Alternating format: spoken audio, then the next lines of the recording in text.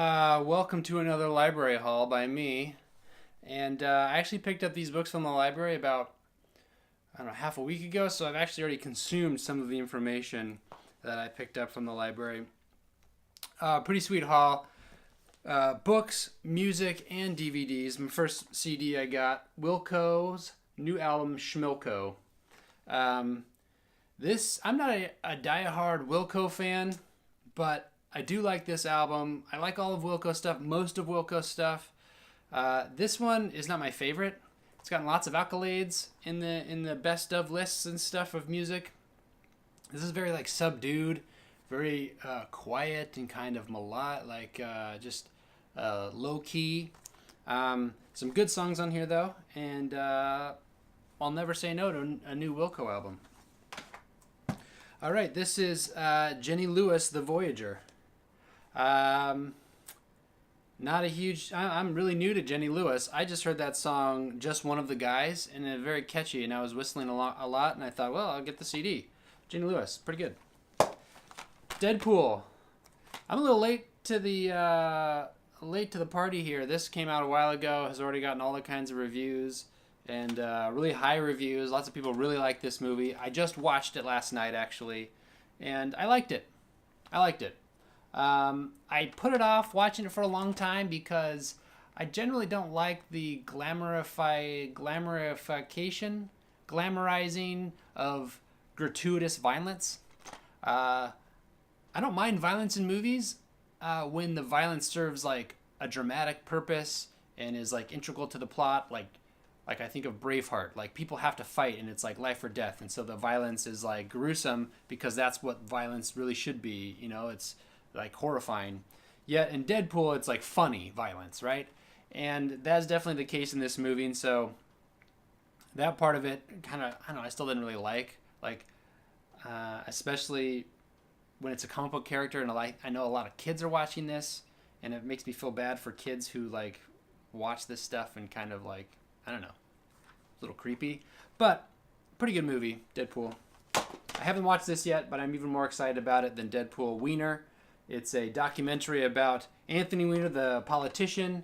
But I think in general it's about politicians and what it means to be a politician in America and what politicians do and the corruption that's there and everything. I'm really excited to watch this documentary.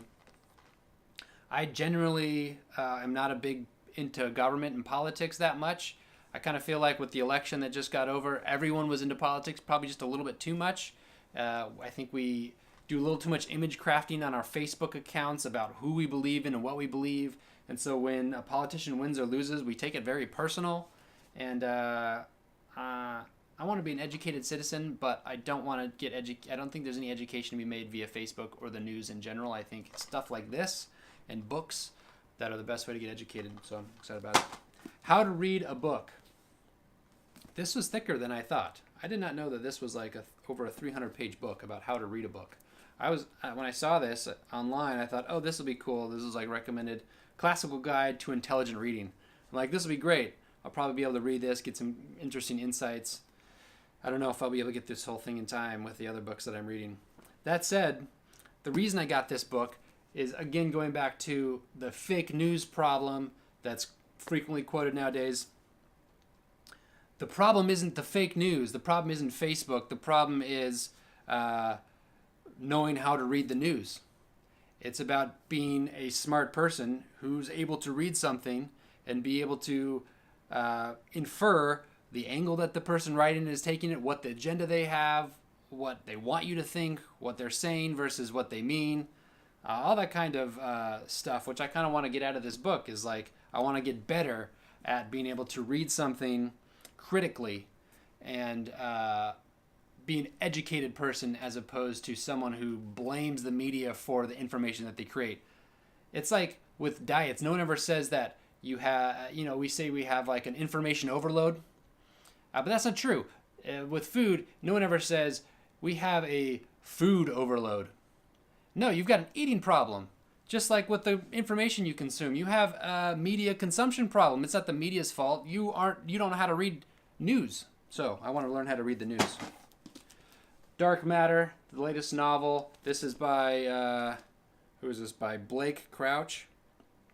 I started reading another novel called The Secret History. I mentioned it a couple hauls ago, and I didn't get very much reading done. A week had passed, and it was due back in a couple more weeks, and the book's like 500 pages, and I thought, this isn't going to happen. And I read the first, 30 pages, and I wasn't I thought the writing was really good, but I wasn't like super drawn in right away, so I thought, you know what, I'm going to put that back to the library. And this showed up on the hold shelf, and I thought, you know what, this is easier. It's probably a fast read, 340 pages, some kind of science fiction-y stuff mixed with thriller, which is right up my alley. So Dark Knight, I'm excited about it. I got a kid's book, My Dad Used to Be So Cool. And I looked through this. It's kind of funny. I don't know if this book is for kids as much as it is for parents to give to their kids.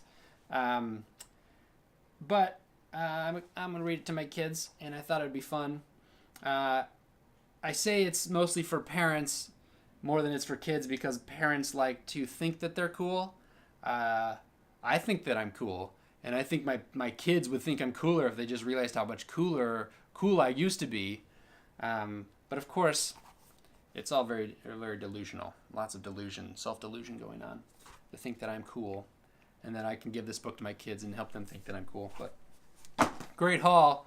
Lots of stuff on the holds list. Stuff coming in on the hold shelf really soon. Excited to get more library hauls.